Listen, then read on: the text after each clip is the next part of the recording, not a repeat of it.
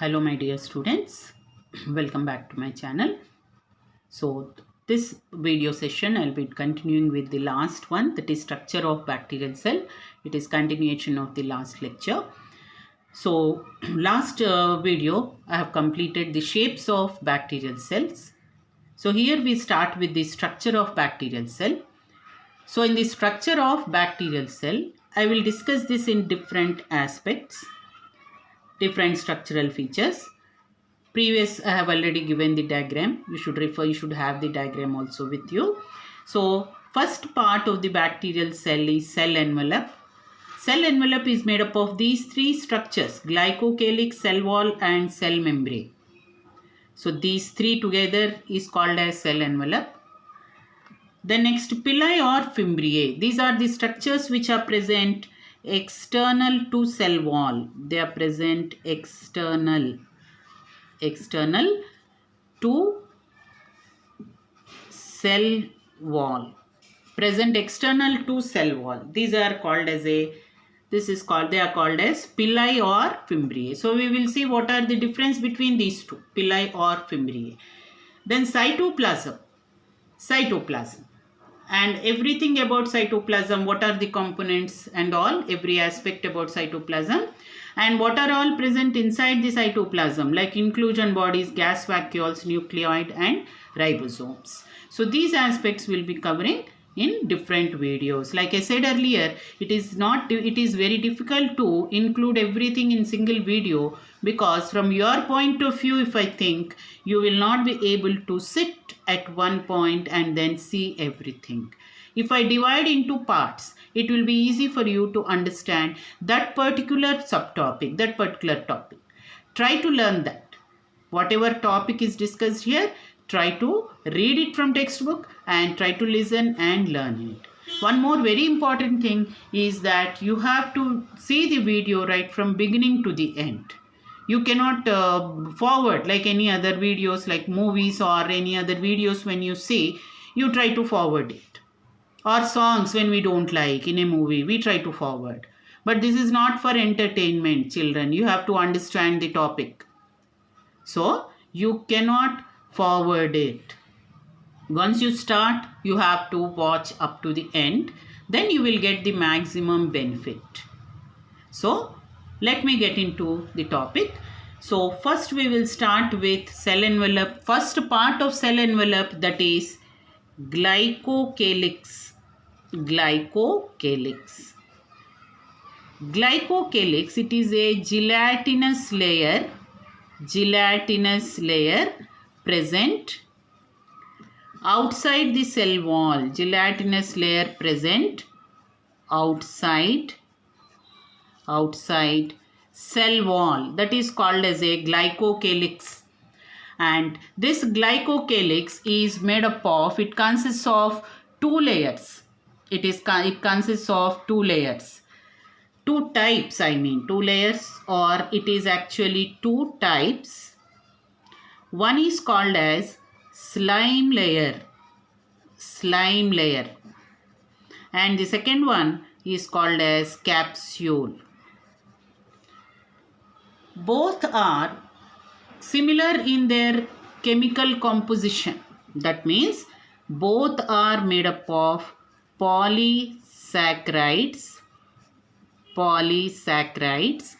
and amino acids. Both are made up of polysaccharides and amino acids. That is, composition is same, but structurally they are different slightly. They differ structurally. So what is the difference in structure is, slime layer forms a loose sheath-like structure.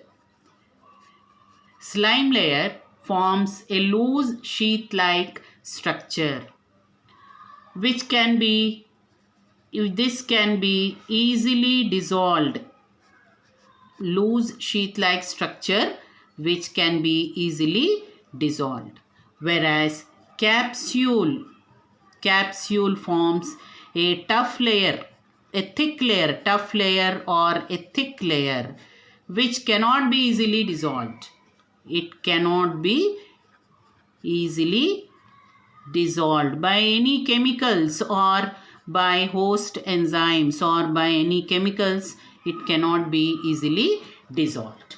So that is, though composition is same, but structurally they are slightly different. Slime layer is a loose sheath, can be easily dissolved, and capsule is a tough layer which cannot be easily dissolved. And capsule and slime layer, the common function of capsule and slime layer is both help in attachment to any surface. It can be attachment to any surface or to the host, or attachment to any surface, and also protect cell from desiccation. Protect cell from desiccation. Desiccation means complete drying or loss of water. Complete drying or loss of water, that is called as a desiccation. This is the common function of both. So what is common function? Both help in attachment and they protect cell from desiccation, that is complete drying.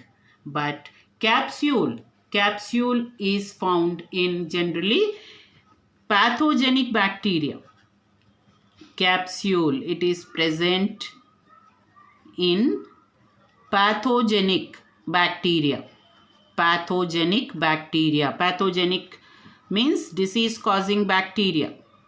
They are pathogenic, or pathogenic are also called as virulent bacteria. Virulent. Pathogenic or virulent. They are disease causing bacteria. Whereas it is not found in avirulent or non-pathogenic bacteria. Avirulent or non-pathogenic. Whereas slime layer is found in non-pathogenic bacteria. It is not found in pathogenic. Slime layer is found in non-pathogenic bacteria.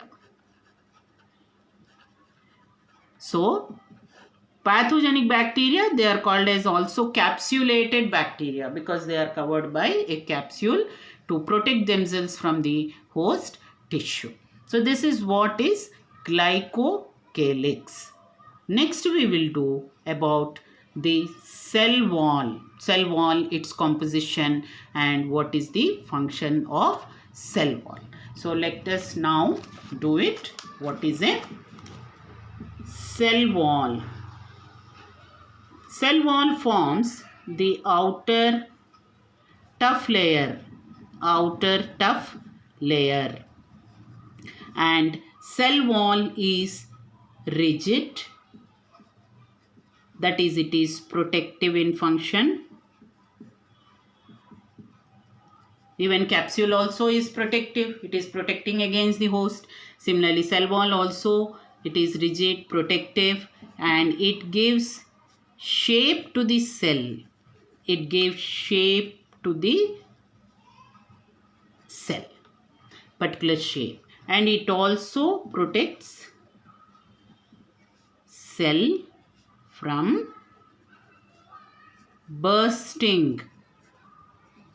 Bursting means just breaking. Just it breaks, bursting. It can help in. So the giving shape is one very important feature, and protecting the cell from bursting. Bursting means just breaking of the cell wall, or lysis. You can also call it as a lysis, bursting or lysis. Now the cell wall in bacterial cell wall composition. If we take the composition of cell wall, composition, it is non-cellulosic.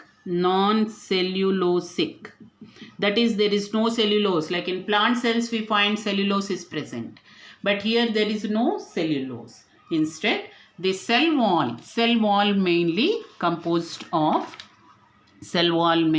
is composed of one very important component called as peptidoglycan, or this is also called as a murine.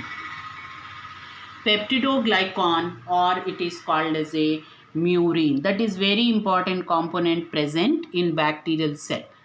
There is no cellulose present, like in plant cell, cellulose is absent here. Now, what is this peptidoglycan made up of? Peptidoglycan is a carbohydrate. It is a sugar. So, this peptidoglycan is made up of two sugars. They are called as N-acetyl glucosamine. N-acetyl glucosamine. Shortly, it can be written in this way, NAG, N-acetyl glucosamine, and N-acetyl muramic acid, N-acetyl muramic acid, NAM. And these two sugars are interconnected. The sugars alternately, suppose we see the cell wall, the sugars are present in this manner alternately in different layers. In different layers, alternately, these are present. So these circles which I am showing, these are the sugars. Say one can be NAM, another can be NAG, or NAM, NAG, etc. So here also say it may start with NAG, then NAM, again NAG, NAM, NAG. Again here NAM or NAG, NAM and NAG. So they can be present alternately, and the bond present between these two, NAM and NAG, this bond which is present is called as glycosidic bond. Glycosidic bond. The bond present between NAM and NAG. NAM and NAG, it is called as a glycosidic bond. This is called as a glycosidic bond. Now, in addition to this, the cell wall is also composed of, in addition to this, they also consist of a tetrapeptide. Tetrapeptide means it is made up of 4 amino acids. 4 amino acids, that is called as a tetrapeptide, and the 4 amino acids are L-alanine and D-alanine. L-alanine, D-alanine, L and D I will tell you. Then D-glutamate or glutamic acid, and fourth one is diaminopimalic acid. Diaminopimalic acid. So these are the 4 amino acids which are present. So I'll read it out. L-alanine. L means these are the isomers. Levo, dextro. You must have studied in chemistry. Levo isomer, dextro isomer. So levo, or D stands for dextro. So these are the isomers, L-alanine and D-alanine. Then D-glutamic acid and diaminopimalic acid. This diaminopimalic acid, it is very important component of the bacterial cell. So the other amino acids may be present, but this is very specific to a particular bacterial cell. Now this is called as a tetrapeptide. Now this tetrapeptide, where is this tetrapeptide present? Where exactly it is connecting? So this tetrapeptide will connect the two adjacent NAM. See in the diagram I am showing NAM of 2 layers. This is 1, 2, 3 I have shown in the diagram. So NAM of this, say these 4 are connecting. 4 will connect. Suppose this is NAM to NAM. Here also they are connecting the 4 amino acids or tetrapeptide. So wherever there is NAM to NAM, so these will be connecting. So again this will be connected to the adjacent. Well, these two are connected. So another layer, 4th one. This NAM to other NAM, it will be connected. So where are these tetrapeptide present? Tetrapeptide will connect the two adjacent NAM of these two layers.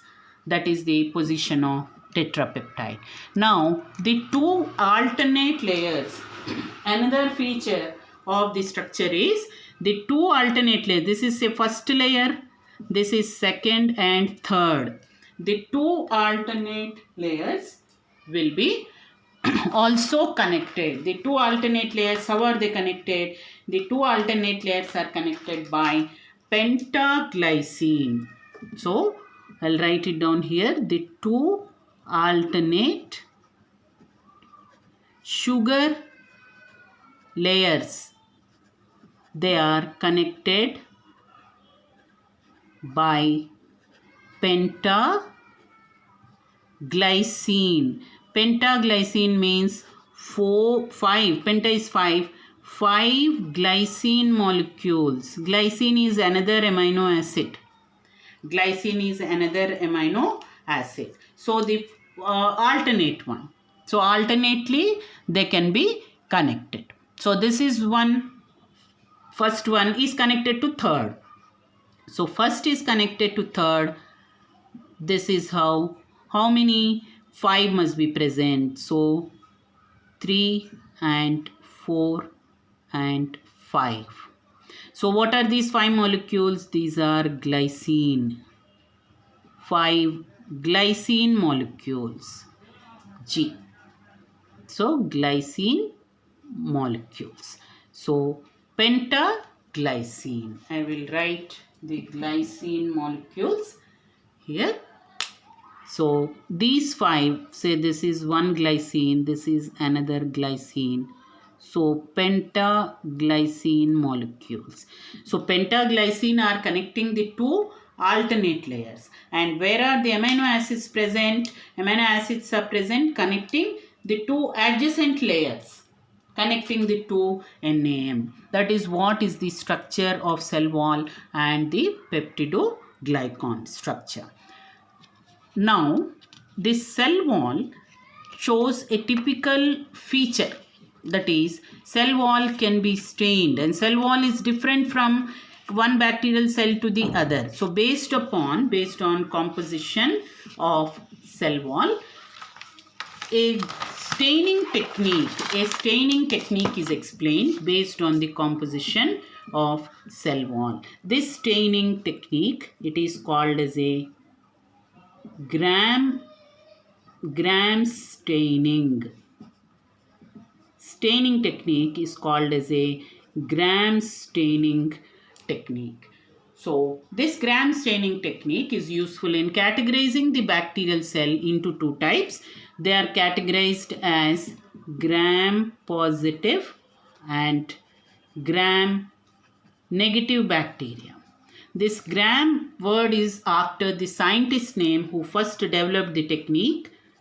Christian Gram was the first one to develop the technique based on their staining, or how they can take the dye. So what is the technique? Briefly, I'll give you the different steps which are involved in the staining process. So first step is bacterial cells are, in the first step, bacterial cells, they are treated with a purple dye, deep purple color, or dark violet color. So deep purple or dark violet color. This is called as a crystal violet. This dye is called as a crystal violet. So after treating with that, next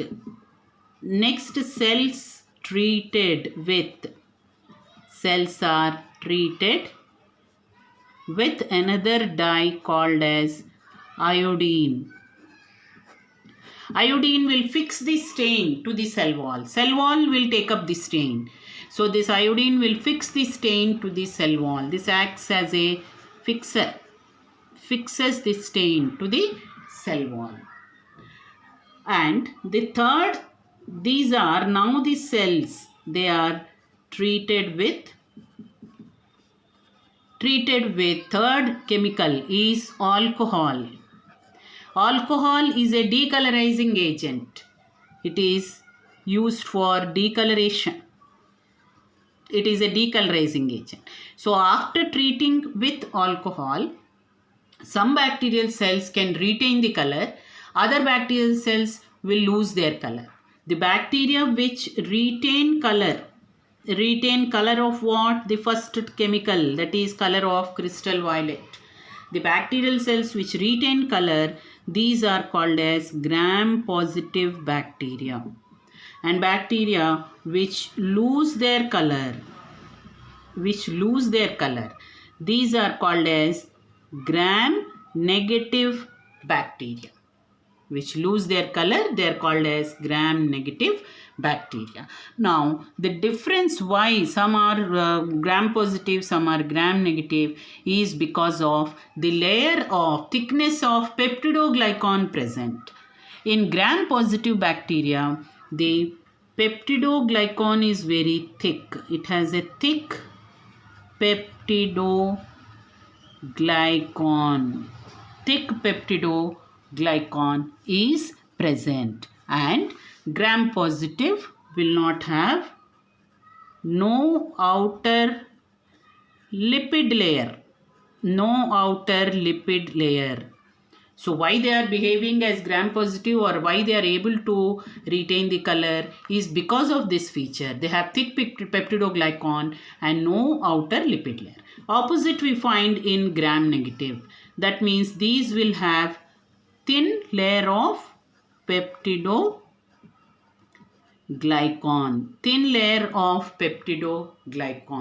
And they have outer lipid layer. So outer lipid layer is present. So because of this difference in the composition of cell wall, they behave as gram-positive or gram-negative. What is the use of this? Use of gram-positive or gram-negative has a medical importance. So when the cells are categorized as gram-positive or gram-negative, it will be very easy for treatment. Bacterial infection is treated with antibiotics. So which type of antibiotics can affect that bacteria, can be used for that bacterial disease? That can be decided based on whether it is a gram-positive or a gram-negative. So that is the staining technique. So here what you have to remember from examination point of view is what are all the chemicals required and in which sequence they are used. So first crystal violet, then iodine, and then alcohol. And what is the use of alcohol? Alcohol is used for decolorizing agent. Crystal violet is a basic dye. It is a base dye, fundamental dye which is used. Then iodine can be used as fixing the dye. Alcohol is used as decoloration. Based on that, they are categorized into these two types. And why they are behaving, what is the reason? Difference in the composition is a very simple definite difference, that is thick peptidoglycan, no outer lipid layer for gram-positive, thin peptidoglycan and outer lipid layer for gram-negative. Now, lastly, some examples of enzymes I'll give, so that which can act upon the bacterial cell. So what are the examples? First, lysozyme. If we take the lysozyme is an enzyme which dissolves the bacterial cell wall. It can dissolve. Suppose lysozyme is a cell dissolving enzyme, cell wall dissolving enzyme. So what is the function of lysozyme? It dissolves bacterial cell wall. How does it dissolve? How does it dissolve bacterial cell wall? Is it breaks glycosidic bond. By breaking glycosidic bond, it can dissolve the cell wall. Where are glycosidic bonds present? Just now we discussed it is present between the two sugars NAM and NAG. So when this bond is dissolved, the cell wall can easily break. And this enzyme, that's how it is, its mechanism. Now, the antibiotic penicillin can also act on bacteria. antibiotic penicillin. This penicillin will block the formation of peptide bond. What is the main function is it blocks the formation of peptide bond. Formation of peptide bond. What is peptide bond? It is formed between two amino acids. So there are 4 amino acids present in bacterial cell wall. And so peptide bond between these 4 amino acids will be blocked. So already I listed the 4 amino acids. You should go through that again. So it blocks mainly the formation of peptide bond. That's how it acts on bacterial cells. So with this, I concluded about what is cell wall. In my next session, I'll be discussing the remaining aspects, that is cell membrane onwards. So follow the videos carefully, children, and share it with your friends so that there will be a maximum benefit. And those who have not subscribed, so subscribe my channel so that you will be getting the first information about the every video. So thank you very much, children. Have a good day.